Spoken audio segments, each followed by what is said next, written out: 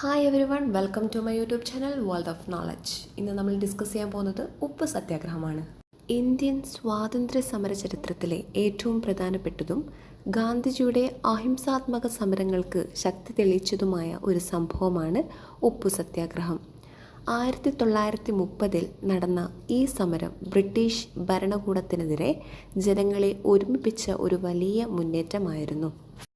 British സർക്കാർ 1882 കൊണ്ടുവന്ന ഉപ്പ് നിയമം അനുസരിച്ച് ഇന്ത്യക്കാർക്ക് ഉപ്പ് നിർമ്മിക്കാനോ വിൽക്കാനോ അനുവാദമുണ്ടായിരുന്നില്ല. ബ്രിട്ടീഷുകാർക്ക് മാത്രമേ ഉപ്പ് ഉൽപ്പാദിപ്പിക്കുവാനും ഉയർന്ന നികുതി ചുമത്തി അത് വിൽക്കുവാനും കഴിയുമായിരുന്നുള്ളൂ. ഇത് സാധാരണ ജനങ്ങൾക്ക്, പ്രത്യേകിച്ച് പാവപ്പെട്ടവർക്ക് വലിയ സാമ്പത്തിക ഭാരമായിരുന്നു. ഉപ്പ് ഒരു അടിസ്ഥാന ആവശ്യമായിരുന്നിട്ടും അതിന്മേൽ നികുതി ചുമത്തിയത് ജനങ്ങളെ വളരെയധികം പ്രകോപിപ്പിച്ചു. ഈ അനീതിക്കെതിരെ പോരാടാൻ ഗാന്ധിജി തീരുമാനിച്ചു. നിയമലംഘന സമരത്തിന് ഉപ്പ് ഒരു പ്രതീകമായി തിരഞ്ഞെടുക്കാൻ ഗാന്ധിജിക്ക് വ്യക്തമായ കാരണങ്ങളുണ്ടായിരുന്നു. ഉപ്പ് എല്ലാവർക്കും അത്യാവശ്യമുള്ള ഒരു വസ്തുവായതിനാൽ ഉപ്പു നികുതിക്കെതിരായുള്ള സമരം എല്ലാ വിഭാഗം ജനങ്ങളെയും ഒരുമിപ്പിക്കുമെന്ന് അദ്ദേഹം വിശ്വസിച്ചു. 1930 മാർച്ച് 12 ഗുജറാത്തിലെ സബർമതി ആശ്രമത്തിൽ നിന്ന് ഗാന്ധിജിയും 78 അനുയായികളും ചേർന്ന് ദണ്ഡി കടപ്പുറത്തേക്ക് കാൽനടയായി യാത്ര ആരംഭിച്ചു. ഇത് ദണ്ഡി യാത്ര എന്നറിയപ്പെട്ടു. ഏകദേശം 240 മൈലുകൾ, അതായത് ഏകദേശം 386 കിലോമീറ്റർ കാൽനടയായി സഞ്ചരിച്ച് 24 ദിവസങ്ങൾക്ക് ശേഷം 1930 ഏപ്രിൽ 5 അവർ ദണ്ഡിയിൽ എത്തിച്ചേർന്നു. 1930 ഏപ്രിൽ 6 രാവിലെ ഗാന്ധിജി ദണ്ഡി കടപ്പുറത്ത് നിന്ന് ഒരു കൈപ്പിടി ഉപ്പെടുത്ത് ഉപ്പ് നിയമം ലംഘിച്ചു. ഈ ലളിതമായ പ്രവൃത്തി ബ്രിട്ടീഷ് സാമ്രാജ്യത്തിനെതിരെയുള്ള വലിയൊരു പ്രതിഷേധത്തിൻ്റെ തുടക്കമായിരുന്നു. ഗാന്ധിജിയുടെ ഉപ്പു നിയമ ലംഘനം ഇന്ത്യയിലുടനീളം വലിയൊരു പ്രക്ഷോഭത്തിന് തിരികൊളുത്തി. ഗാന്ധിജിയുടെ ഈ പ്രവൃത്തി രാജ്യമെമ്പാടുമുള്ള ജനങ്ങളെ ആവേശത്തിലാക്കി. ദണ്ഡി യാത്ര ആരംഭിച്ചപ്പോൾ 78 അനുയായികൾ മാത്രമുണ്ടായിരുന്നെങ്കിൽ ദിവസങ്ങൾ കഴിയും തോറും ആയിരക്കണക്കിന് ആളുകൾ ഈ യാത്രയിൽ പങ്കുചേർന്നു. ഗ്രാമങ്ങളിലൂടെ കടന്നു പോകുമ്പോൾ ഗാന്ധിജിക്ക് ഊഷ്മളമായ സ്വീകരണം ലഭിച്ചു. സ്ത്രീകൾ, കുട്ടികൾ, വൃദ്ധർ എന്നിങ്ങനെ സമൂഹത്തിൻ്റെ നാനാതുറകളിലുള്ളവർ ഈ സമരത്തിൽ പങ്കെടുത്തു. ഗാന്ധിജിയുടെ മാതൃക പിന്തുടർന്ന് ഇന്ത്യയുടെ വിവിധ ഭാഗങ്ങളിൽ ഉപ്പ് നിർമ്മാണവും വിതരണവും ആരംഭിച്ചു.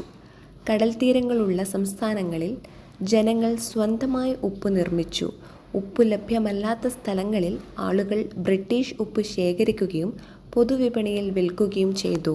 ഈ നിയമലംഘനങ്ങൾക്കെതിരെ ബ്രിട്ടീഷ് സർക്കാർ കടുത്ത നടപടികൾ സ്വീകരിച്ചു. ആയിരക്കണക്കിന് സത്യാഗ്രഹികളെ അറസ്റ്റ് ചെയ്യുകയും ജയിലിലടക്കുകയും ചെയ്തു. സരോജിനി നായിഡു, സി രാജഗോപാലാചാരി തുടങ്ങിയ പ്രമുഖ നേതാക്കളും അറസ്റ്റിലായി. കേരളത്തിൽ കേളപ്പൻ്റെ നേതൃത്വത്തിൽ പയ്യന്നൂരിലെ ഉളിയടത്തുകടവിൽ ഉപ്പു സത്യാഗ്രഹം നടന്നു. മൊയ്യാരത്ത് ശങ്കരനായിരുന്നു ഉപ്പു സത്യാഗ്രഹത്തിൻ്റെ കേരളത്തിലെ പൈലറ്റ് എന്നറിയപ്പെട്ടിരുന്നത്. ഉപ്പു സത്യാഗ്രഹം ലോകമെമ്പാടുമുള്ള മാധ്യമങ്ങളിൽ വാർത്തയായി. ബ്രിട്ടൻ്റെ കോളനി വാഴ്ചയിലെ അനീതികൾ ലോകത്തിനു മുന്നിൽ വെളിപ്പെട്ടു. ഇത് ഇന്ത്യൻ സ്വാതന്ത്ര്യ സമരത്തിൽ അന്താരാഷ്ട്ര പിന്തുണ നേടാൻ സഹായിച്ചു.